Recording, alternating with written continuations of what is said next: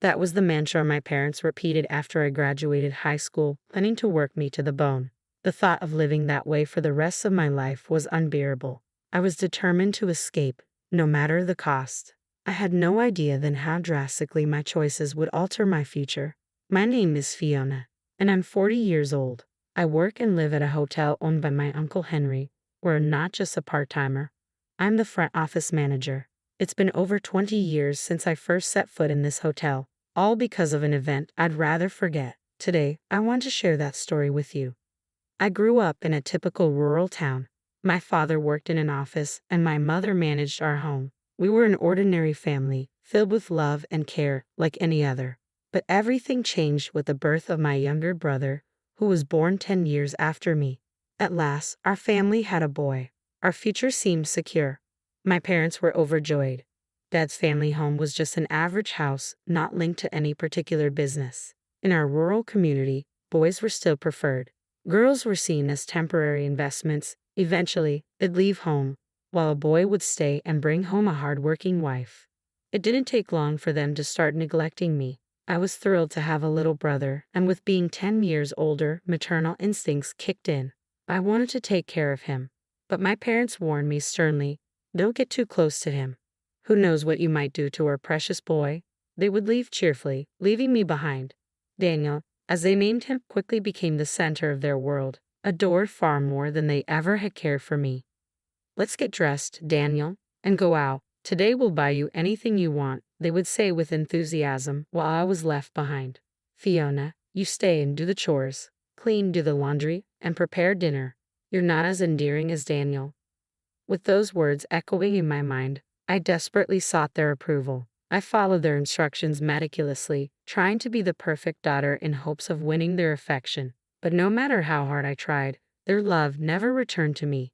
Daniel was showered with games, clothes, and toys without end, and my parents indulged him endlessly. Then, a new revelation came to light. Daniel is exceptionally smart, like a gifted child.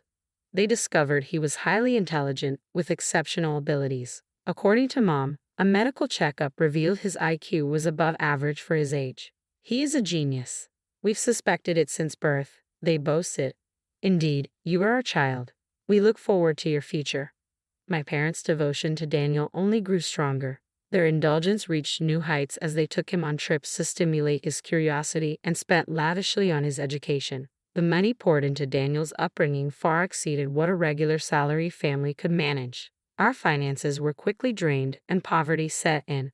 In their quest to provide him with the best possible learning environment, my parents borrowed heavily from relatives and friends. By the time I was graduating high school, the worst was yet to come. "You don't need an education, do you?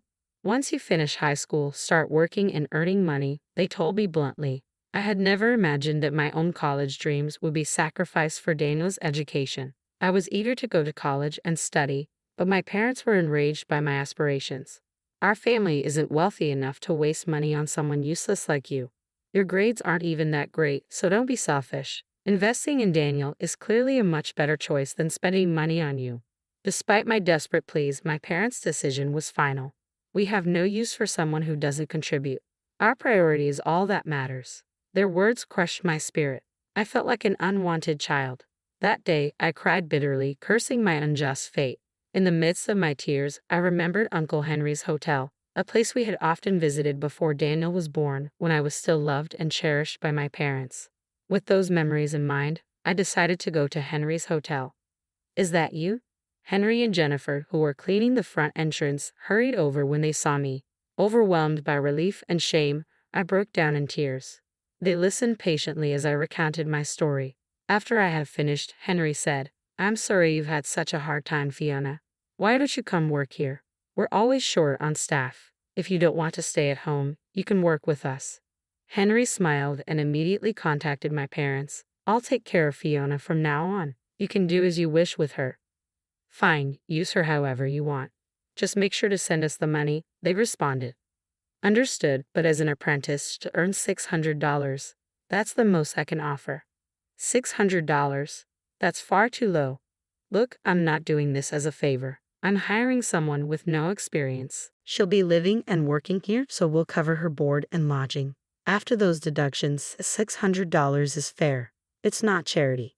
Henry's tone was firmer than usual. I worried I might be entering a difficult situation. Was his reassuring smile merely a facade? Despite my hopes that my parents would object to the terms, they agreed. Fine. We need the money anyway, but make sure you draw up a contract stating that she won't complain about our arrangements. And so, I ended up working with Henry and Jennifer. Don't worry, Fiona, Henry said with a reassuring smile. Everything will be fine now. But I wasn't ready to dive straight into work. I still wanted to go to college. Of course you can, Henry assured me. How about making studying and enjoying college life your job here? Jennifer suggested. Is that really a job, though? I asked, filled with uncertainty. Jennifer nodded in agreement with Henry. Yes, you'll have plenty of time for work when you're older. For now, enjoy being young. So, after graduating high school, I enrolled in college and helped out at the hotel during breaks. Fiona, you're so talented. Why don't you try some crafts? Henry offered. Really? I'd love to, I responded eagerly. And tonight, we're having steak for dinner. You like that, right? Jennifer added. Really? That's awesome, I said with a smile. Henry and Jennifer, who had no children of their own, treated me as if I were their own. After graduating from college, I decided to continue working at Henry's hotel. You don't have to feel obligated to stay here. There are other places you could work, Henry said. No, I love this hotel. I want to work here and learn more than I could at any other company, I replied. Henry and Jennifer were deeply touched by my words.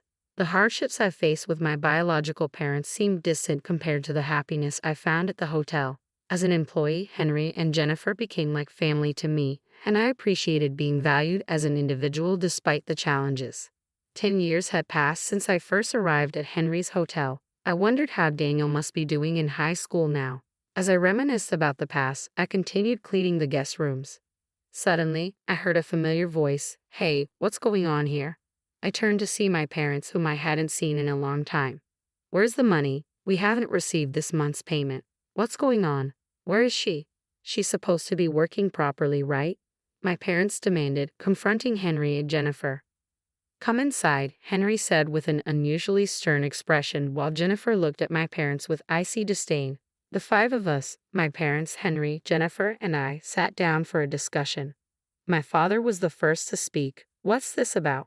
Fiona's salary should be sent monthly. Why hasn't it been done this month? We need that money.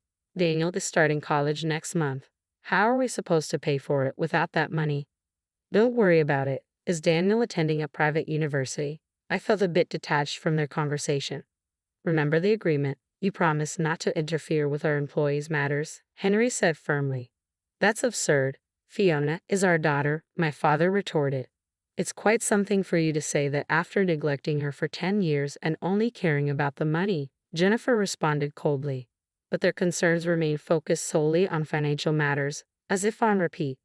Just give us the money. Do you have any idea how expensive college is? Calm down. Daniel will be working at the hotel starting next month, Henry announced. What? Even I was taken aback by this news. Why is Daniel going to work here?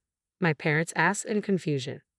I received a call from him last month. He was eager to work here, so he sent his resume, and we conducted a phone interview. He impressed us, so we hired him on the spot, Henry explained with a smile. Hold on a minute. What do you mean? We don't approve of this without our consent, my parents protested. That's precisely why we're glad you're here. Please sign here to approve, Jennifer said, holding out a document. What? It dawned on me. Henry and Jennifer had anticipated that my parents wouldn't come unless it seemed like their own idea, so they had manipulated the situation to ensure their presence. Initially, the money was sent to you at Fiona's request to prevent Daniel from facing hardship. But now that Daniel is willing to work here, there's no need for those payments anymore. That's why we stopped the transfers, Henry explained. I had no knowledge of this arrangement, as I had left all financial matters related to sending money in Henry and Jennifer's hands. I won't accept this. Daniel is exceptional. He's not like those who are useless without a college degree, Dad exclaimed, pointing at me. Not attending college? What are you talking about? Fiona graduated from a state university, Jennifer said. A state university? When did you? I began to explain, I've already graduated and am working here at the hotel. What? I was speaking to my parents for the first time in nearly a decade when another guest entered. I'm living here from today, Daniel announced, clad in his hotel uniform. Daniel. Mom covered her face in disbelief. Daniel, you look great. Is the uniform fitting well? It's fine. I look forward to working with you, Daniel replied, bowing to Jennifer. Mom tearfully confronted Daniel. Daniel, you're a smart boy. You shouldn't be doing this kind of hospitality work meant for anyone. You're destined for more dignified work. I'm not smart. I had poor grades in high school, according to Dad and Mom. Doesn't that make me useless? No, we never meant that. You used those words to keep Fiona from going to college. Then I surely don't deserve to go, right? But nowadays, not going to college is considered embarrassing. As parents, you've embarrassed your own daughter by preventing her from pursuing her education. How does that reflect on you? We believed in your potential and invested heavily in you. That was never my request, Daniel replied. Each of my parents' words was swiftly turned back on them by Daniel's sharp wit. He's too quick, I thought, his responses more adept than a seasoned comedian. As my parents stood speechless, Henry added, You see, the kids have grown far beyond what you imagined. Mom countered, But what about the 18 years we spent raising him? Look at everything we've done for him. Daniel shot back, The same could be said for Fiona. Consider how much she suffered because of your selfishness. Bravo, I thought, grateful to Daniel for articulating everything I wanted to say. I couldn't have expressed it so effectively myself. I'm leaving home, Daniel declared. If you don't sign the approval, I'll reveal everything you've done to Fiona to everyone. Rumors spread quickly in the countryside, and I doubt you'd want that, Jennifer said, her smile devoid of warmth. The countryside is indeed unforgiving. Everyone knows each other, and rumors spread like wildfire. Bad rumors, especially, can turn into real calamities, I added. They were well aware of this, having lived in the rural area themselves. Let's avoid making more noise than necessary. Please leave, Jennifer said, her smile dismissive as she ushered them out. I stood protectively in front of Daniel, ready to shield him. From now on, please leave your child to us. I, too, managed to smile as I saw them off. Unbeknownst to her parents, I had been meeting with Daniel in secret since I left home. Sneaking around to see him without our parents' knowledge had been quite a challenge. I was concerned about Daniel growing up in such an abnormal environment. As he got older, he began to recognize the issues within our family. Despite everything, we had forged a sibling bond in secret. That was quite the comeback, Daniel. Well done, I said with a smile. And Daniel replied, That was all part of the script from Henry. I just added a bit of my own improvisation. Maybe you're cut out for acting, I suggested as he prepared to leave. Are you really going to work here instead of going to college? I asked. Well, I'm not great at studying and my grades weren't the best, so I decided to work here instead, he explained. Do you have a specific goal?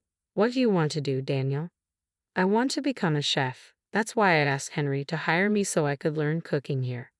Ah, that makes sense. If cooking is your main interest, I know of a culinary school about 50 miles from here. Would you like to go there? But school is expensive, and I don't have the money, Daniel replied. Don't worry, leave it to me, I said, pulling out my mobile phone to show Daniel my bank statement. Where did you get all this money? That's what I've saved over the last 10 years, I explained. I want you to use it. I've been saving a bit for my part-time jobs and hotel salary since college, anticipating a moment like this. Let me do something clever for once, I said with a smile, tapping my chest. Daniel's eyes filled with tears as he looked at the statement. He passed the entrance exam and was admitted to the culinary school, where he lived in a dormitory due to the distance from the hotel.